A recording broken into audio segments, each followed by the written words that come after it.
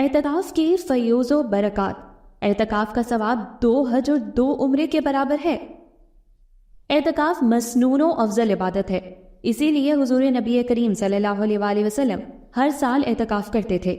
اعتکاف کے بہت سارے دینی اور روحانی فوائد و ثمرات ہیں جو معتکف کو پورا سال نصیب ہوتے ہیں۔ اعتکاف کا لغوی معنی۔ اعتکاف عربی زبان کا لفظ ہے جس کا لغوی معنی خود کو روک لینا یا بند کر لینا وغیرہ ہے۔ اعتکاف کا شرعی معنی یہ ہے کہ رمضان المبارک کے آخری عشرہ میں عبادت کی غرض سے مسجد میں اعتکاف کی نیت سے رکنا اور ٹھہرنا۔ اس پر تمام امت متفق ہے کہ اعتکاف افضل عبادت میں سے ہے۔ اعتکاف قرآن مجید کی روشنی میں۔ اعتکاف کا ذکر قرآن مجید میں ان الفاظ سے ملتا ہے: اور ہم نے ابراہیم اور اسماعیل کو تاکید فرمائی کہ میرے گھر کو طواف کرنے والوں اور اعتکاف کرنے والوں اور رکوع و سجود کرنے والوں کے لیے پاک صاف کر دو۔ اعتکاف والوں کو قرآن مجید میں ان الفاظ سے ارشاد فرمایا: عورتوں سے مباشرت نہ کرو جبکہ تم مسجدوں میں اعتکاف کیے ہوئے ہو۔ اعتکاف احادیث مبارکہ کی روشنی میں۔ اعتکاف کا ذکر احادیث مبارکہ میں بھی ملتا ہے جس سے معلوم ہوتا ہے کہ اعتکاف نبی کریم صلی اللہ علیہ وآلہ وسلم کی سنت ہے۔ ان میں سے چند ایک درج ذیل ہیں۔ حضرت سیدہ عائشہ رضی اللہ تعالیٰ عنہ سے روایت ہے، نبی کریم صلی اللہ علیہ وآلہ وسلم رمضان المبارک کے آخری عشرہ میں اعتکاف کیا کرتے تھے، یہاں تک کہ آپ صلی اللہ علیہ وآلہ وسلم کا وصال ہو گیا۔ پھر آپ صلی اللہ علیہ وآلہ وسلم کے بعد آپ صلی اللہ علیہ وآلہ وسلم کی ازواج مطہرات بھی اعتکاف کرتی رہیں۔ حضرت عبداللہ بن عباس رضی اللہ تعالیٰ عنہ سے مروی ہے کہ رسول اللہ صلی اللہ علیہ وآلہ وسلم نے معتکف کے بارے میں ارشاد فرمایا: وہ گناہوں سے کنارہ کش ہو جاتا ہے اور اسے عملاً نیک اعمال کرنے والے کی مثل پوری نیکیاں عطا کی جاتی ہیں۔ حضرت عبداللہ بن عباس رضی اللہ تعالیٰ عنہ سے ہی ایک اور حدیث مروی ہے کہ حضور نبی کریم صلی اللہ علیہ وآلہ وسلم نے ارشاد فرمایا: جو شخص اللہ کی رضا کے لیے ایک دن اعتکاف کرتا ہے، اللہ تعالیٰ اس کے اور دوزخ کے درمیان 3 خندقوں کا فاصلہ کر دیتا ہے۔ ہر خندق مشرق سے مغرب کے درمیانی فاصلے سے زیادہ لمبی ہے۔ حضرت علی بن حسین رضی اللہ تعالیٰ عنہ اپنے والد امام حسین رضی اللہ تعالیٰ عنہ سے روایت کرتے ہیں کہ رسول اللہ صلی اللہ علیہ وآلہ وسلم نے ارشاد فرمایا: جس شخص نے رمضان المبارک میں 10 دن کا اعتکاف کیا اس کا ثواب 2 حج اور 2 عمرہ کے برابر ہے۔ اعتکاف کی شرائط۔ اعتکاف کے لیے درج ذیل شرائط کا پایا جانا ضروری ہے جن کے بغیر اعتکاف صحیح نہیں ہوگا۔ علامہ علاء الدین کاسانی رحمۃ اللہ علیہ لکھتے ہیں کہ نمبر 1 مسلمان ہونا، نمبر 2 عقل مند ہونا، نمبر 3 جنابت حیض و نفاس سے پاک ہونا، نمبر 4 اعتکاف کی نیت کرے، اس کے لیے بغیر نیت کے عبادت صحیح نہیں ہوتی، نمبر 5 سنت اعتکاف کے لیے معتکف کا روزہ دار ہونا شرط ہے، نمبر 6 مرد معتکف کے لیے اعتکاف کے لیے مسجد ہونا شرط ہے اور خواتین اپنے گھر میں اعتکاف کریں گی، مسجد میں اعتکاف نہیں کریں گی۔ اپنے گھر کی مسجد میں عورت کا اعتکاف محلے کی مسجد میں اعتکاف کرنے سے افضل ہے، اور اپنے محلے کی مسجد میں اعتکاف بڑی مسجد میں اعتکاف کرنے سے افضل ہے۔ اعتکاف کے لیے دوسری شرط یہ ہے کہ معتکف 20 رمضان کی شام غروب آفتاب سے پہلے مسجد کے اندر پہنچ جائے۔ علامہ ابو الحسن سندھی لکھتے ہیں، نبی کریم صلی اللہ علیہ وآلہ وسلم رمضان المبارک کے آخری عشرہ میں اعتکاف کیا کرتے تھے۔ اس سے یہ نتیجہ اخذ ہوتا ہے کہ اول وقت جس میں معتکف اعتکاف گاہ میں داخل ہوتا ہے وہ سورج غروب ہونے سے تھوڑی دیر قبل ہے، اور اسی بات پر ائمہ اربعہ اور اہل علم کے ایک طبقہ کا اتفاق ہے، کیونکہ یہ بات ثابت ہے کہ حضور نبی کریم صلی اللہ علیہ وآلہ وسلم رمضان المبارک کے آخری 10 دنوں میں اعتکاف فرمایا کرتے تھے، اور صحابہ کرام رضی اللہ تعالیٰ عنہ کو بھی اس کی ترغیب دیا کرتے تھے، اور 10 کا شمار راتوں کی گنتی کے اعتبار سے کیا ہے، پس اس میں عشرہ اخیرہ کی پہلی رات بھی شامل ہے، ورنہ یہ عدد بالکل پورا ہی نہیں ہوتا۔ اعتکاف کے فوائد۔ نمبر 1 اعتکاف کرنے والا گویا اپنے تمام بدن اور تمام وقت کو خدا کی عبادت کے لیے وقف کر دیتا ہے۔ نمبر 2 دنیا کے جھگڑوں سے محفوظ رہتا ہے۔ نمبر 3 اعتکاف کی حالت میں اسے ہر وقت نماز کا ثواب ملتا ہے، کیونکہ اعتکاف معتکف ہر وقت نماز اور جماعت کے انتظار اور اشتیاق میں بیٹھا رہتا ہے۔ نمبر 4، اعتکاف کی حالت میں معتکف فرشتوں کی مشابہت پیدا کرتا ہے کہ ان کی طرح ہر وقت عبادت اور تسبیح و تقدیس میں رہتا ہے۔ نمبر 5، مسجد چونکہ خدا تعالیٰ کا گھر ہے، اس لیے حالت اعتکاف میں معتکف خدا تعالیٰ کا پڑوسی بلکہ اس کے گھر کا مہمان ہوتا ہے۔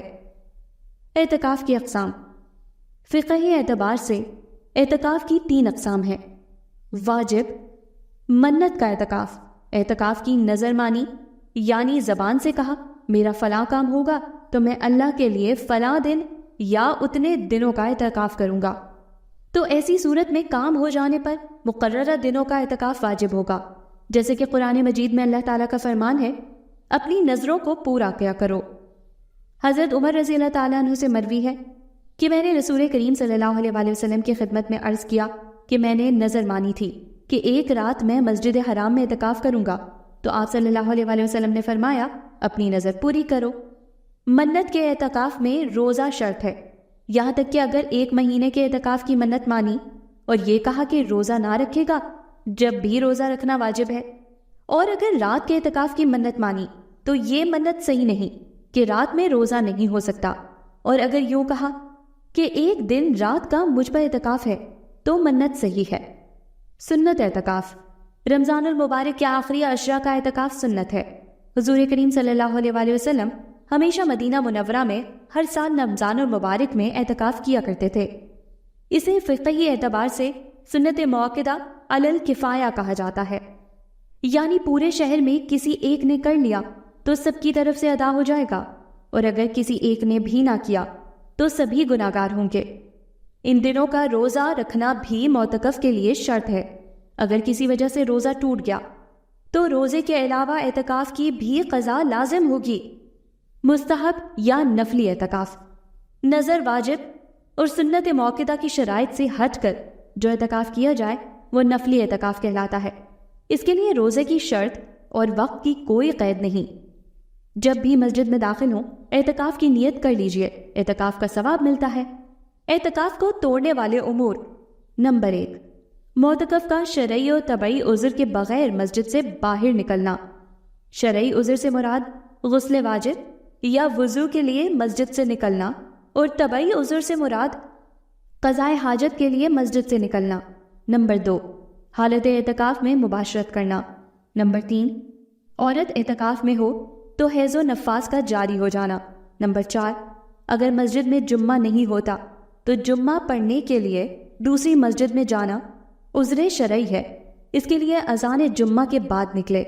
نمبر 5، کسی وقت کوئی حادثہ ہو جائے تو جان و مال بچانے کے لیے مسجد سے نکلنا جائز ہے۔ نمبر 6، مریض کی عیادت اور نماز جنازہ میں شرکت کے لیے اگر مسجد سے باہر گیا تو اعتکاف فاسد ہو جائے گا۔ نمبر 7، معتکف کو بے ہوشی یا جنون طاری ہوا اور اتنا طول پکڑ گیا کہ روزہ نہ ہو سکے تو اعتکاف فاسد ہو جاتا ہے اور قضا واجب ہے۔ نمبر 8، مرض کے علاج کے لیے مسجد سے نکلے تو اعتکاف فاسد ہو گیا۔ نمبر 9، اعتکاف کے لیے روزہ شرط ہے، اس لیے روزہ توڑنے سے اعتکاف بھی ٹوٹ جاتا ہے، خواہ یہ روزہ کسی عذر سے توڑا ہو یا بلا عذر، جان بوجھ کر توڑا ہو یا غلطی سے ٹوٹا ہو، ہر صورت میں اعتکاف ٹوٹ جاتا ہے۔ نمبر 10، اعتکاف واجب میں معتکف کو مسجد سے بغیر عذر کے نکلنا حرام ہے، اگر نکلا تو اعتکاف ٹوٹ جائے گا، اگر بھول کر ہی نکلا ہو۔ نمبر 11، معتکف نے حرام مال یا نشہ کی چیز رات میں کھائی تو اعتکاف فاسد نہیں ہوگا، مگر اس حرام کام کا گناہ ہوگا، توبہ کرے۔ نمبر 12، معتکف نے دن میں بھول کر کھا لیا تو اعتکاف فاسد نہ ہوا، گالی گلوچ یا جھگڑا کرنے سے اعتکاف فاسد نہیں ہوتا بلکہ بے نور و بے برکت ہوتا ہے۔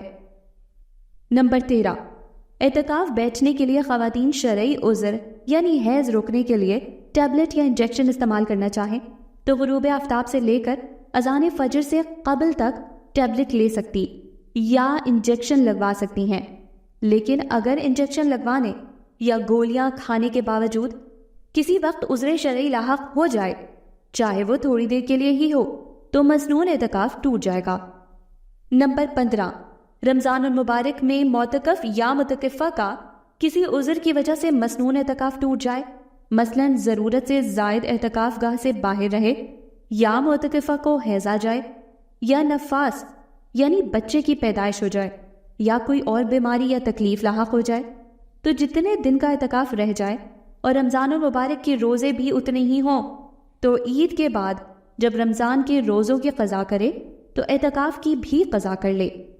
اعتکاف کے مکروہات: نمبر 1، بالکل خاموشی اختیار کرنا، کہ ذکر و نعت اور دعوت و تبلیغ کے بجائے خاموش رہنے کو عبادت سمجھا تو یہ مکروہ تحریمی ہے۔ اگر بری باتوں سے خاموش رہا تو وہ اعلیٰ درجے کی چیز ہے۔ نمبر 2، مال و اسباب مسجد میں لا کر بغرض تجارت بیچنا یا خریدنا۔ نمبر 3، لڑائی جھگڑا یا بیہودہ باتیں کرنا۔ اعتکاف کا مقصد: شیخ ابن رجب لکھتے ہیں، معتکف اپنے آپ کو اللہ تعالیٰ کی اطاعت اور اس کے ذکر و یاد کے لیے پابند کر لیتا ہے، اپنی ذات کو ہر اس عمل سے الگ کر لیتا ہے جو اسے اللہ تعالیٰ کی طرف متوجہ کرنے سے مشغول کر دے۔ وہ دل اور جسم دونوں کو اپنے رب تعالیٰ کے قرب کے ذرائع کے لیے اس طرح پابند کر لیتا ہے کہ اب اس کا مقصود و منزل اللہ اور اس کی رضا کے سوا کچھ بھی باقی نہیں رہتا۔